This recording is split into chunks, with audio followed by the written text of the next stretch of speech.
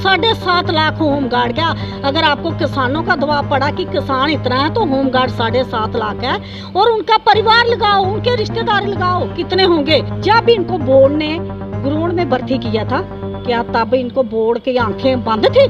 आप बोलते हैं हम जम्मू कश्मीर में रोजगार बढ़ा रहे हैं। आप रोजगार बढ़ा रहे हैं, जो दिया हुआ था आपने वो भी छीन लिया उनसे, क्या बढ़ा रहे हो? तो गवर्नमेंट जो है प्रोटेस्ट करने पे लोगों को खुद मजबूर करती है। कई कर्मचारियों को आज से कुछ दिन पहले हमने आपको खबर करके बताई थी, जिसमें कई कर्मचारियों को होमगार्ड के उनको बाहर का रास्ता दिखा दिया गया था। उसके बाद कई कर्मचारियों को वापस भी लिया था, लेकिन कई कर्मचारी अभी भी इंतज़ार कर रहे हैं कि उनकी बहाली हो गई।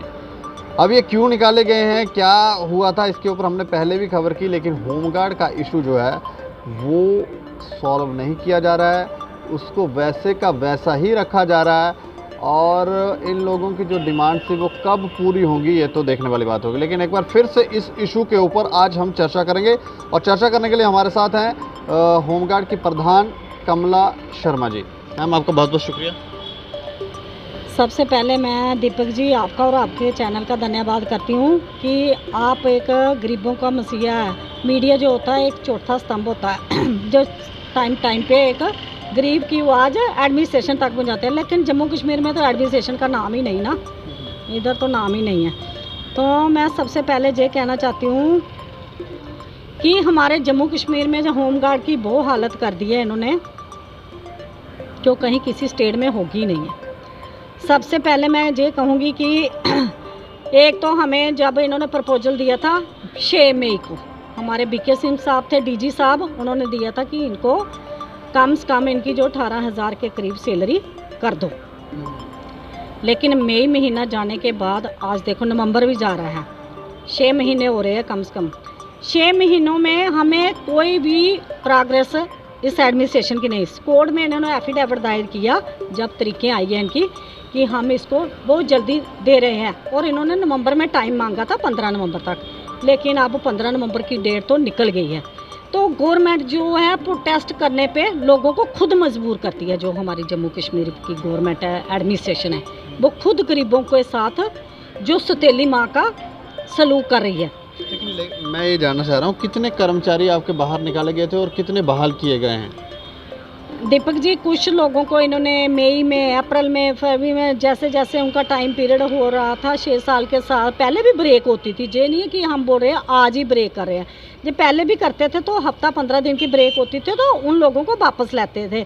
लेकिन आज इन्होंने उनके लिए ये बना दिया कि जो ओवरेज है उनको भी बाहर निकालो, जो अंडर एज है उनको भी, अंडर हाइट है उनको भी बाहर निकालो, जो अंडर मैट्रिक है वो भी बाहर निकालो।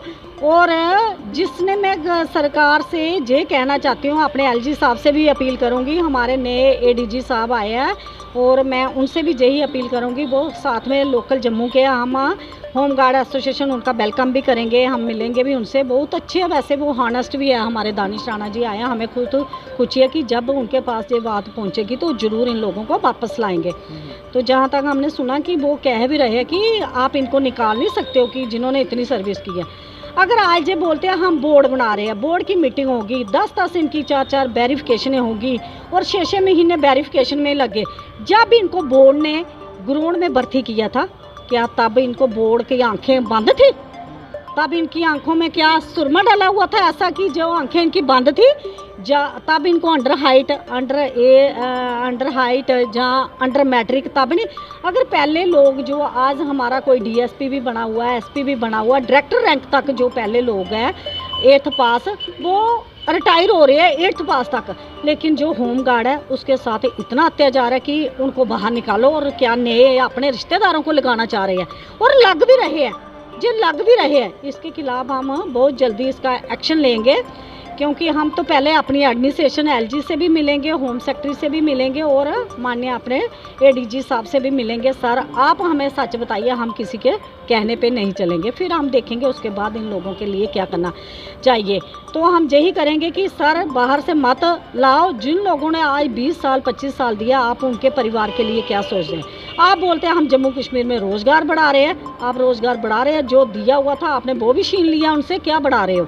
और साथ में आप जिन लोगों ने जब जे पहले उनको 222 रुपया देते थे, उसके बाद इन्होंने 400 रुपया सैलरी, और उसके बाद 545, उसके बाद इन्होंने अब 2700 जब महबूबा जी की सरकार थी तो हुई थी।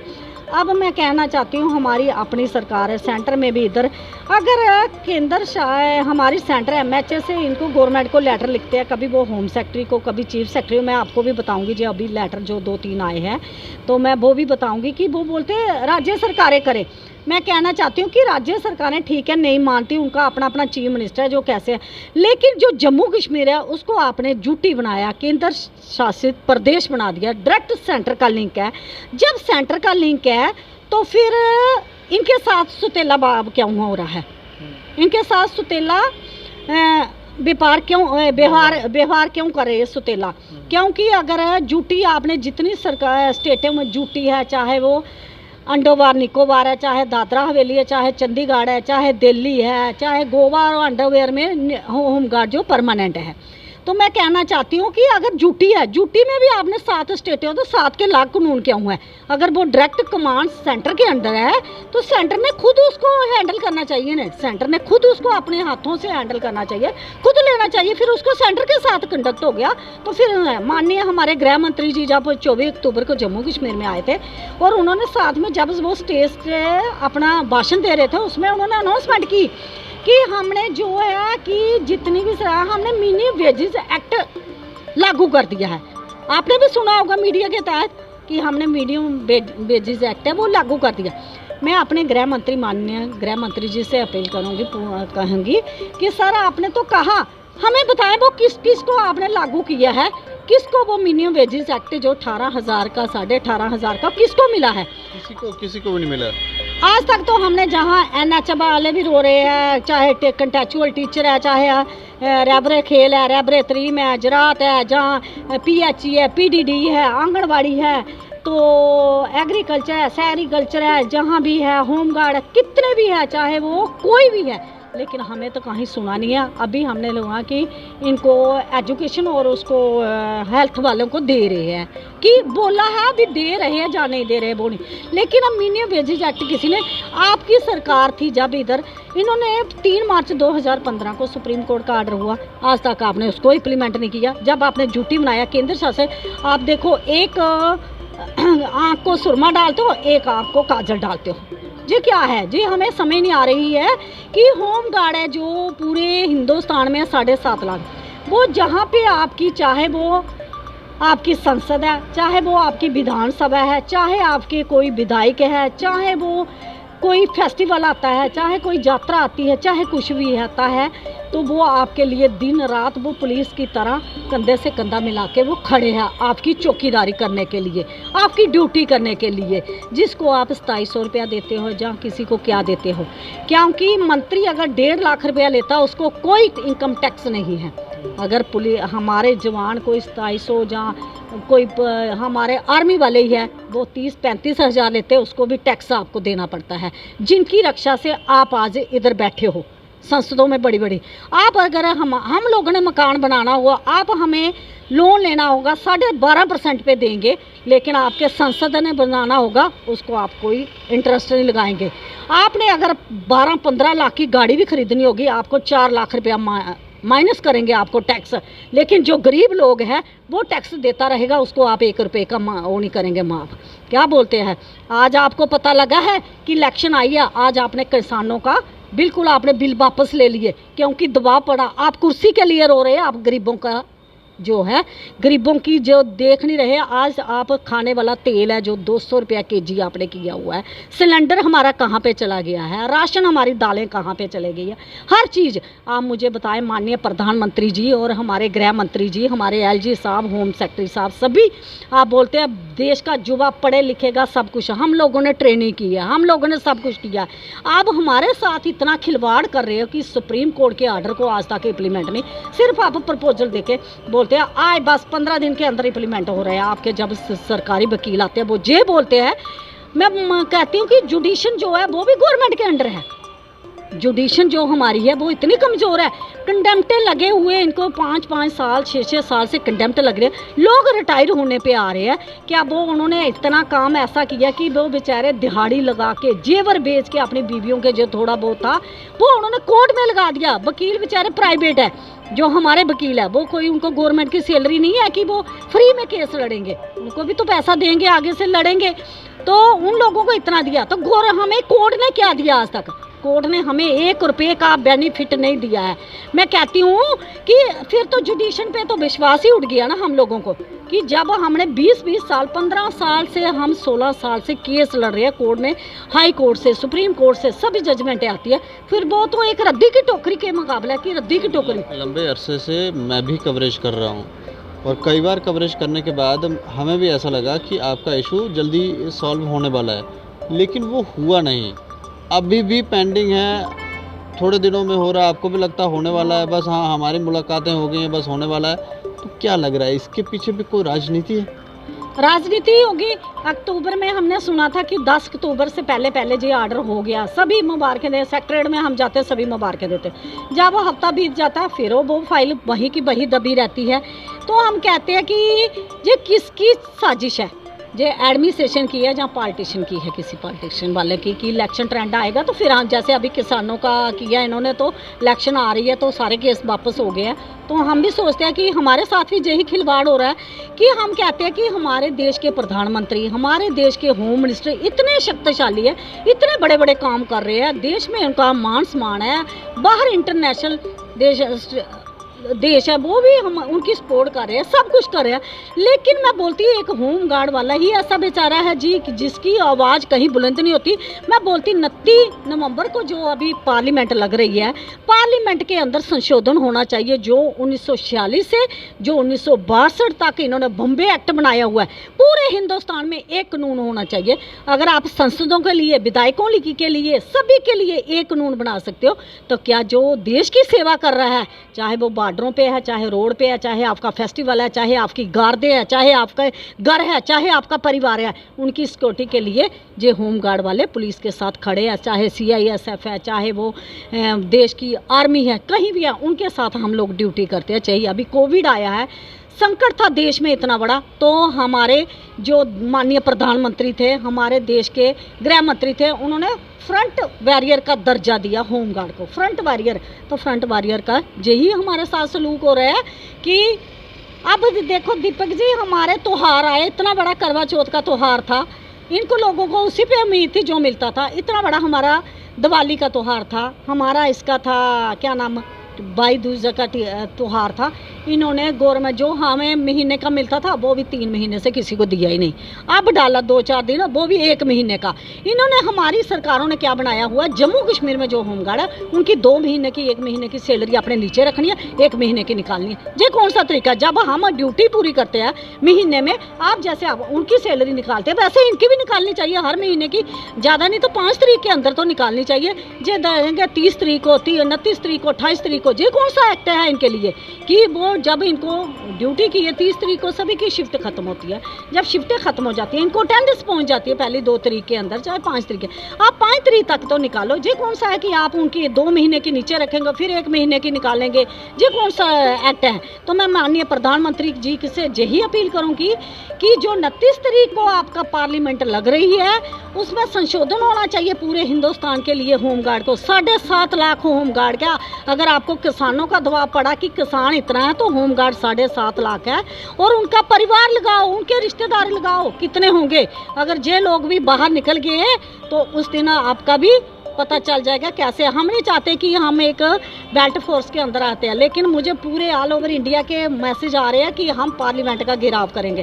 तो हम अभी सरकार को टाइम देंगे 10 दिसंबर तक कि इसका जो आपने ड्यूटी बनाया है, अगर ड्यूटी बनाया तो जितनी 7 स्टेटें ड्यूटी की है उनको केंद्र शासित प्रदेश आपने बनाया, और केंद्र का डायरेक्ट उनके ऊपर व्यवहार है, कमान है, हाई कमान उनके हाथ में। आप इनको पूछो, हमारे जो एडमिनिस्ट्रेशन बैठी हुई है, कि आप इनका मसला क्यों नहीं कर रहे हो? अगर नहीं कर सकते हो तो आप लिख के दे दो कि हम नहीं कर सकते हैं। आप क्यों बार बार तरीक पे तरीक डालते हो? 8 दिन का टाइम, 10 दिन का टाइम, 15 दिन का। जब हद जो सिर से ऊपर से पानी बाहर हो गया, क्या जुडिशन हमारी, हमें जुडिशन पे पूरी उम्मीद थी, लेकिन 15 साल से जुडिशन ने भी हमारे साथ धोखे ही धोखे किए हैं। मैं बोलती जुडिशन की इतनी पावर होती है कि जज साहब क्यों नहीं इनको पेश करते हैं? जुडिशन ने इनको, एडमिनिस्ट्रेशन को पेश करना चाहिए कि अगर सुप्रीम कोर्ट इतनी बड़ी न्यायपालिका है जहाँ पे किसी को सहारा नहीं मिलता, तो वो न्यायपालिका में जाते हैं। अगर हमारा राम भगवान का मंदिर था, कितने साल वो लोगों ने लड़ा, तो न्यायपालिका से ही हमें मिला। हमारी आस्था है उनके साथ जुड़ी है, हमें कोई उनसे विरोध नहीं है, लेकिन हम कहते हैं कि गवर्नमेंट ने उसको 1 महीने के अंदर इम्प्लीमेंट किया। तो वैसे ही जो सभी के मुद्दे जो सुप्रीम कोर्ट के हैं, जो 1 महीने के अंदर जैसे वो किया, वो भी चलो 1 महीना नहीं, 2 महीने, 3 महीने, 6 महीने, लेकिन ये नहीं आप 6-6 साल से सुप्रीम कोर्ट की जजमेंट में नहीं इम्प्लीमेंट करो। तो फिर जो कौन सा मंदिर है, कौन सी इंटरनेशनल कोर्ट है, वो हमारे गृह मंत्री जी, हमारे माननीय प्रधानमंत्री जी बताएं। हम उसी इंटरनेशनल कोर्ट में जाएंगे हक लेने के लिए कि हमारे हिंदुस्तान में हमें हक नहीं मिलेगा तो कहाँ पे जाएंगे? हम इस धरती में जन्म लिया, हम वंदे मातरम कहने वाले हैं, और जो भारत माता भूमि है, इसी में जन्म लिया, इसी में मरेंगे और वंदे मातरम करते रहेंगे, और अपना हक इनसे लेना। हमने काले अंग्रेजों ने तो हमारे ऊपर जुल्म किया ही किया, लेकिन जो गोरे अंग्रेज आए, इन्होंने तो उससे भी बदतर हमारा हाल कर दिया कि इतनी महंगाई के दौरान जो कि जो लोगों की आवाज़ उधर तक नहीं पहुँचाना चाहती है। कि आप बोलते हैं कि देश की बेटियों का भविष्य, देश की बेटी पढ़ा लो। हम भी किसी देश की बेटी है, तो मैं माननीय प्रधानमंत्री जी से ये कहूँ कि अब हमारे लड़ने के दिन ख़त्म हो गया। हम आपका ही इंतज़ार कर रहे हैं कि आप कब संसद से, जहाँ इससे लाल किले से, जहाँ इंडिया गेट से, कब होमगार्ड के लिए अनाउंसमेंट करेंगे? हमारे 3 ही मसले हैं। एक तो जो समान कार्य समान वेतन है, एक जो डिसंगेज लोगों को बार बार निकालते हो वो बंद होना चाहिए, इन लोगों को, पुराने लोगों को लाएं और वापस करें, और जो संशोधन है 1962 और 66 के कानून, इनको वापस लाया जाए, और सभी लोग जो रिटायर होने वाले हैं उनको भी कोई बेनिफिट दीजिए। आप पुराने लोगों को निकाल रहे हो, और अपने जो हमारे लोग हैं, हम नाम लेना नहीं चाहेंगे, वो अपने रिश्तेदार लगा रहे हैं, आप उनकी इंक्वायरी करो कि एक लोगों ने कितने लोग अपने घर, अगर आप इंक्वायरी नहीं करवा सकते हो, हम आपको लिस्ट देते हैं कि एक घर के 5-5, 4-4, 2-2 लोग क्यों लग रहे हैं। जब लड़ने वाले हम हैं ग्राउंड लेवल पे, कोर्ट में पैसा खर्चने वाले हम हैं, तो बेनिफिट वाले लेने वाले लोग और आ जाते हैं। वो कैसे आते हैं? गवर्नमेंट के अगर बाकी इंक्वायरियाँ कराती है कि किसी की कोई करप्शन होती है, जहाँ कुछ होता है, उसके लिए इंक्वायरी कराती है।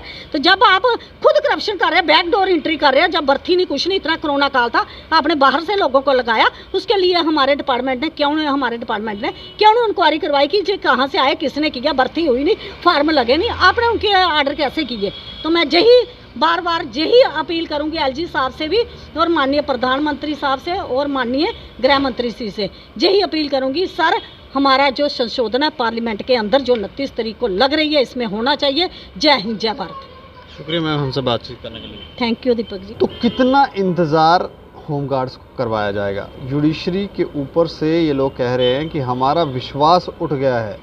15-15, 20-20 साल से ये केस लड़ रहे हैं, और उसका रिज़ल्ट आने के बाद भी इम्प्लीमेंटेशंस नहीं हैं।